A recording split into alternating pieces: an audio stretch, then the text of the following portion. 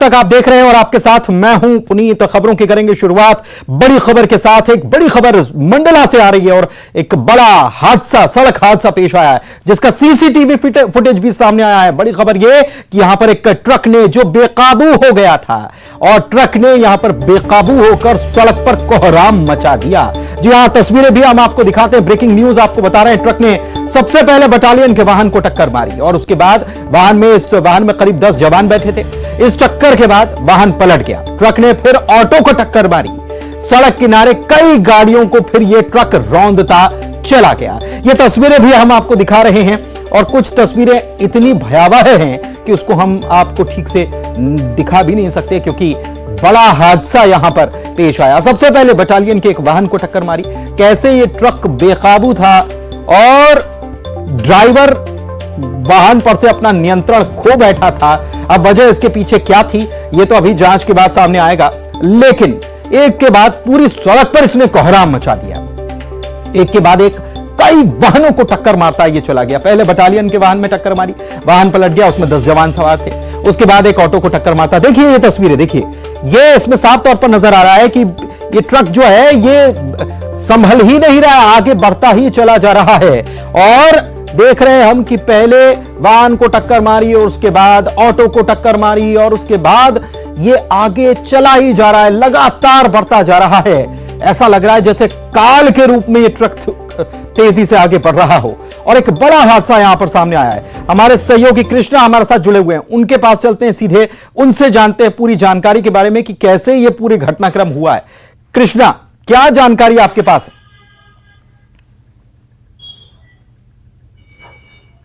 जी बिल्कुल पुनीत, बताना चाहूंगा सुबह 11:30 बजे के आसपास की घटना है जहां पर एक ट्रक अपना जो रायपुर से लकड़ियों लेकर आ रहा था, लेकिन अचानक अपनी जो गति है खो बैठा, अनियंत्रित हो गया ट्रक। और बताया जा रहा है कि यह ट्रक जो है ब्रेक फेल हो गया था इसका, जिसके बाद जो ट्रक की जो गति थी वह जो चालक था काफी काबू करने की कोशिश करता रहा, लेकिन वह ट्रक अनियंत्रित हो गया। और सबसे पहले उसने जो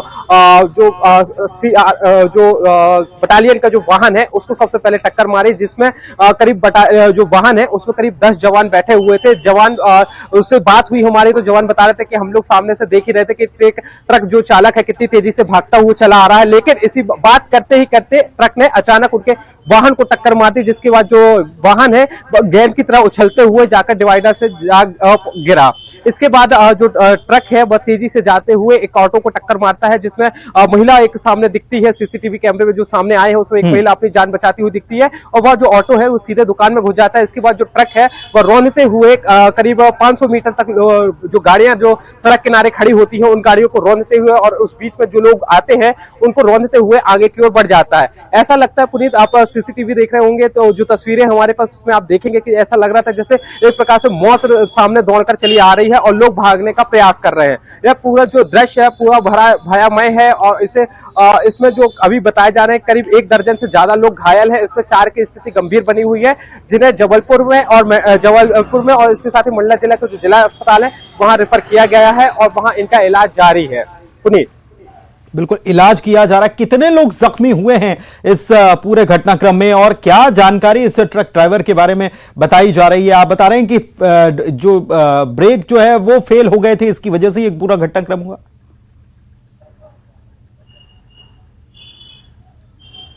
जी बिल्कुल पुनीत, जो चालक से जब बात की, जब यह हादसा जब हो रहा था तो जो तेज गति से बढ़ता गया, लेकिन इस बीच में एक जो बाइक है वह ट्रक के पहिए के नीचे आके फंस गई, जिसके कारण से जो ट्रक की जो गति है उस पर नियंत्रण लग सकी। जिसके बाद जो ट्रक है वह डायरेक्ट बिछिया थाने के सामने ही आ रुका और इसके बाद जो जिस तरीके से लोगों का हुजूम पड़ा उसमें ट्रक चालक को जब पकड़ा गया तो ट्रक चालक ने बताया कि ब्रेक फेल हो गया था, जिसके कारण मैं कुछ कर नहीं सका और मैंने काफी कोशिश की कि शहर से बाहर लेकर जाऊं, लेकिन नहीं बचा पाया और गति अनियंत्रित हो गई थी, जिसके कारण से बड़ा हादसा हो गया है। इस पूरे हादसे में करीब 2 दर्जन से ज्यादा लोग घायल हैं, लेकिन प्रारंभिक रूप से जो जिनका सामुदायिक स्वास्थ्य केंद्र बिछिया और जिला अस्पताल में और इसके साथ ही जो जबलपुर है वहां पर करीब अभी 12 लोग जो पहुंचे हैं, जिनमें 4 लोगों की स्थिति बहुत ही दयनीय बनी हुई है, जिन्हें गंभीर रूप से घायल है, जिनका 4 लोगों की हालत गंभीर बनी हुई है। 24 लोग के करीब घायल हुए हैं। इस दर्दनाक पूरा जो हादसा पेश आया। बहुत शुक्रिया आपका इस जानकारी के लिए।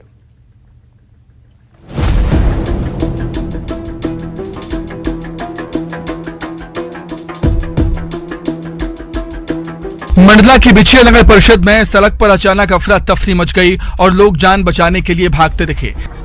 सीसीटीवी में कैद हुई भयानक हादसे की इन तस्वीरों को देखिए। सड़क पर खड़े लोग अचानक दौड़ लगाते हैं, तभी पीछे से ट्रक गाड़ियों को रौंदते हुए आगे निकलता है। ट्रक की चपेट में बाइक हैं, 2 ऑटो रिक्शा भी।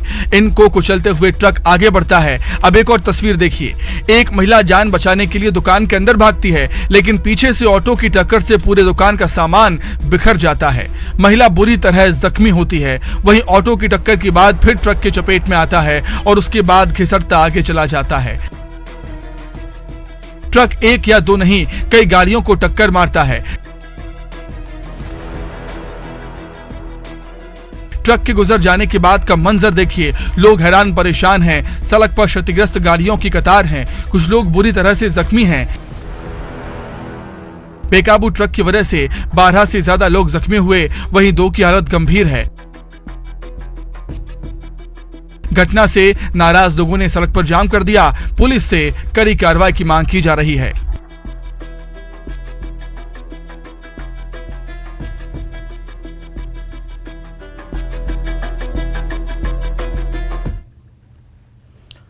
और चलिए खबरों में बढ़ते हैं आगे। श्योपुर से बड़ी खबर की बात करें तो यहां पर कूनो में मादा चीता साशा की मौत हो गई है। जी हां, सूत्रों के हवाले से यह बड़ी खबर आपको बता रहे हैं। किडनी की बीमारी से साशा पीड़ित थी। 17 सितंबर को कूनो में उसे रिलीज किया गया था। नामीबिया से लाया गया था कूनो, और जो 8 चीते लाए गए थे उसमें एक साशा थी। यही साशा जो मादा चीता है, इसकी तबीयत काफी दिन से खराब चल रही थी। इसके लिए भजन कीर्तन से लेकर तमाम दुआएं और सभी चीज का दौर चला, लेकिन इसे बचाया नहीं जा सका। किडनी की बीमारी बताई जाती है। हमारे सहयोगी हमारे साथ दीपक जुड़े हुए हैं, उनसे बात करते हैं। दीपक, बहुत बड़ी खबर, मादा चीता की मौत हो जाना। कूनो लाया गया था और नामीबिया से खास तौर पर मंगवाया गया था, और ये वही चीते हैं जिनके आने पर मध्य प्रदेश चीता स्टेट कहलाया, लेकिन एक मादा चीता की मौत हो गई बीमारी की वजह से। जी बिल्कुल, एक बड़ी घटना है और श्योपुर के लिए एक तरह से दुखद की बात है, क्योंकि प्रधानमंत्री नरेंद्र मोदी ने अपने जन्मदिन के अवसर पर ये सौगात दी थी। 8 चीतों को नामीबिया से लाया गया था। उन्हीं में से एक ये साशा चीता है, जिसकी तबीयत की बात करें तो पिछले 21 जनवरी को कूनो वनमंडल के अधिकारियों को पता चला था कि ये चीता बीमार है, जिसके बाद से भोपाल वन विहार की टीम यहाँ पर आई थी और डॉक्टरों की विशेष निगरानी में इसे रखा गया था। लगातार मेडिसिन दिया गया।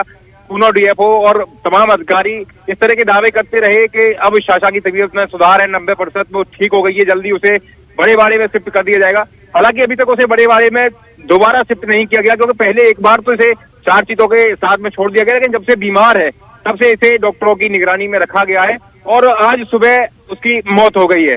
हालांकि अभी वन विभाग के अधिकारी फोन नहीं उठा रहे हैं और इस बात की पुष्टि नहीं कर रहे हैं, लेकिन इस तरीके की जो बात है, उसकी मौत होने की जो घटना है वो सामने आ गई है। जी, नामीबिया के भी चीता एक्सपर्ट्स जो हैं वो भी तो यहां पर मौजूद थे। क्या वे जा चुके हैं? उनकी टीम जा चुकी है? क्योंकि यह बताया गया था कि इनको पर निगरानी रखने के लिए वो भी मौजूद रहेंगे।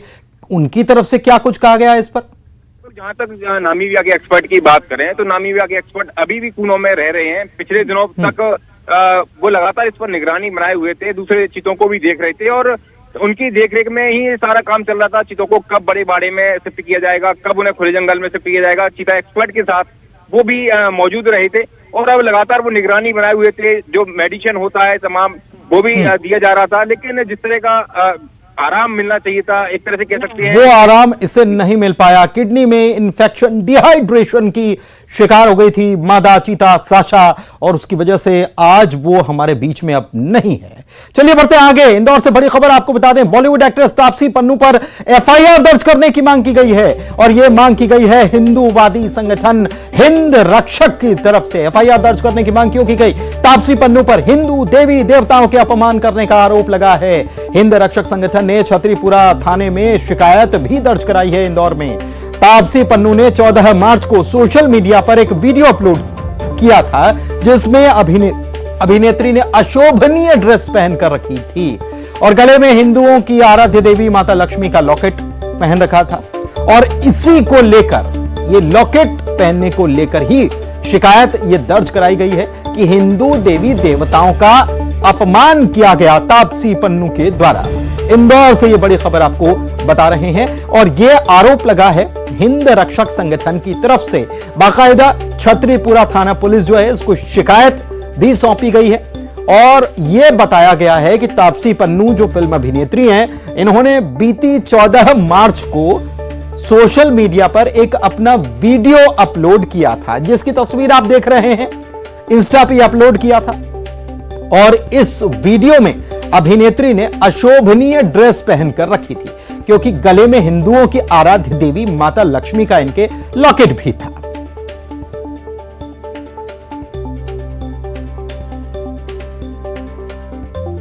आवेदन प्राप्त हुआ है हमें श्री एकलव्य गौड़ जी के द्वारा।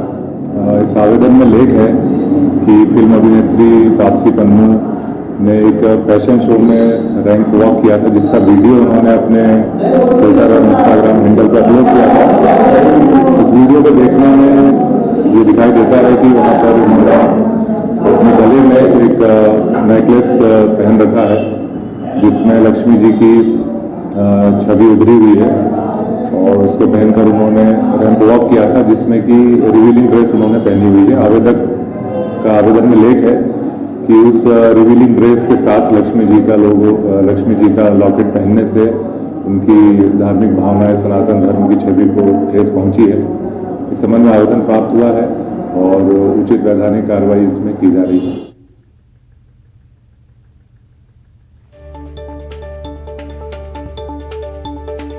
तो बॉलीवुड एक्ट्रेस तापसी पन्नू पर एफआईआर दर्ज करने की यह मांग की गई है।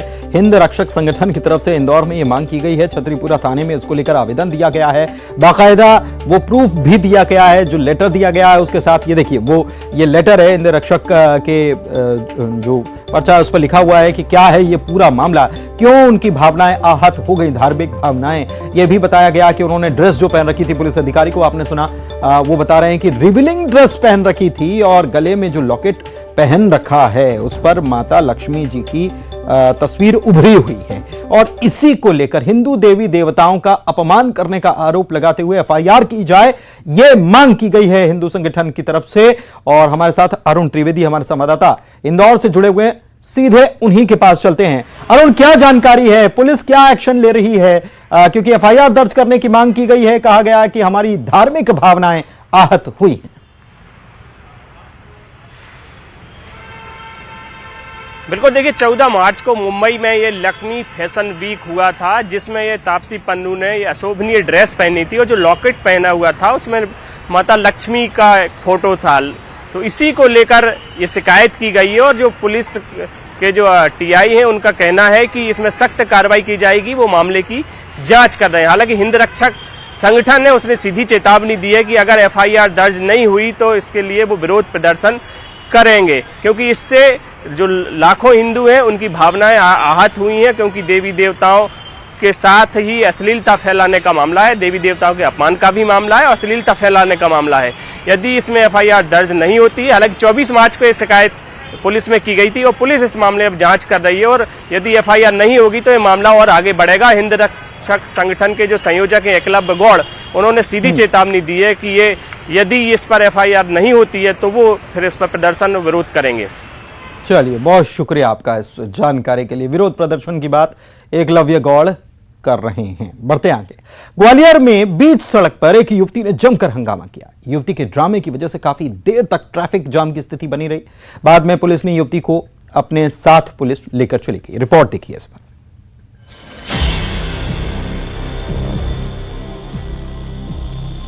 तस्वीरें हम साफ नहीं दिखा सकते, लेकिन बीच सड़क पर एक युवती कार के बोनट पर बैठी है, लोगों को भला बुरा कह रही है। युवती को रोकने की कोशिश नाकाम हो रही है। इसके उग्र व्यवहार से लोग हैरान हैं। तस्वीरें ग्वालियर के फूलबाग चौराहे की। कभी ये बैरिकेड्स गिरा रही है तो कभी बुजुर्ग की स्कूटी हथिया ले रही है। जाम के हालात हैं, लोग बेबस नजर आ रहे हैं। हंगामा देख पास ही मौजूद आशा कार्यकर्ता और महिलाओं ने इस युवती को पकड़कर नीचे उतारा। लगभग 1 घंटे तक फूलबाग चौराहे पर युवती का हंगामा यूं ही चलता रहा। परेशान लोगों ने पुलिस को फोन किया। पुलिस युवती को अपने साथ ले गई। बताया जा रहा है युवती की मानसिक हालत ठीक नहीं है। उधर पुलिस पूरे मामले की तफ्तीश में जुट गई है।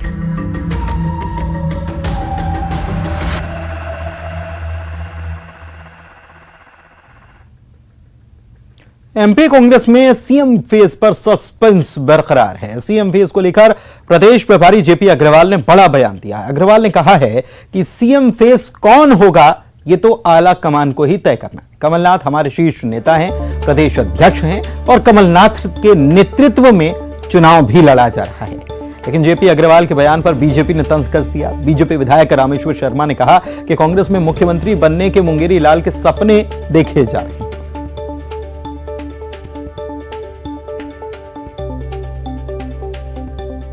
की 15 महीने की सरकार में जो विभिन्न काम हुए थे, जो योजनाएं थी, कर्ज माफी उसमें एक बड़ा विषय था। इन सबको आप लोग एक बार फिर से मॉडल के रूप में प्रोजेक्ट कर रहे हैं 2023 के चुनाव के लिए। ये भी माना जाए सर कि सरकार बनती तो कमलनाथ ही मुख्यमंत्री होंगे? समय में हमारे शीर्ष नेता वही हैं और आज प्रदेश अध्यक्ष उन्हीं के नेतृत्व में चुनाव लड़ा जा रहा है।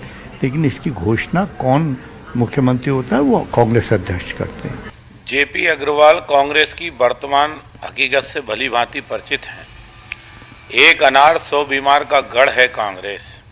कांग्रेस में अगर कमलनाथ को मुख्यमंत्री घोषित कर दो तो दिग्विजय सिंह क्या करेंगे, अजय सिंह राहुल भैया क्या करेंगे, सुरेश पचौरी जी क्या करेंगे और अरुण यादव की तो दुर्गति कर ही दी है, वो क्या करेंगे। तो कांग्रेस में एक तो ये शेख चिल्ली का सपना है वो। इधर सीएम शिवराज सिंह चौहान राज्य स्तरीय दिशा समिति की बैठक में शामिल हुए हैं। सीएम ने अधिकारियों को इस बैठक में शामिल होने के बाद काम में तेजी लाने और समय पर कामों को पूरा करने के निर्देश दिए हैं और बैठक में बताया कि मनरेगा में साल 2021-22 में समय से भुगतान का प्रतिशत 95.87% से बढ़कर साल 2022-23 में 98.43% हो चुका है।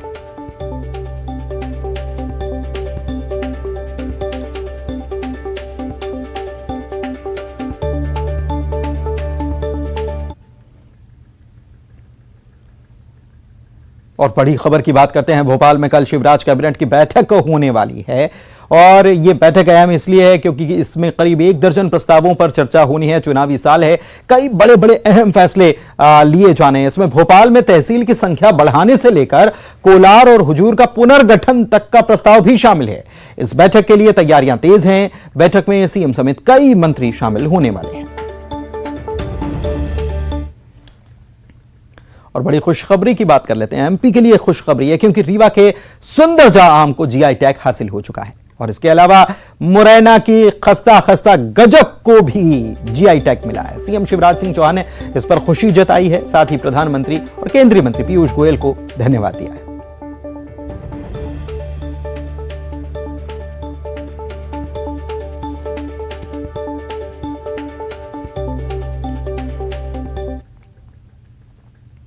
और आइए अब नजर डालते हैं 25 सेकंड में खबर पर। इंदौर के पलासिया थाना इलाके में एमपीपीएस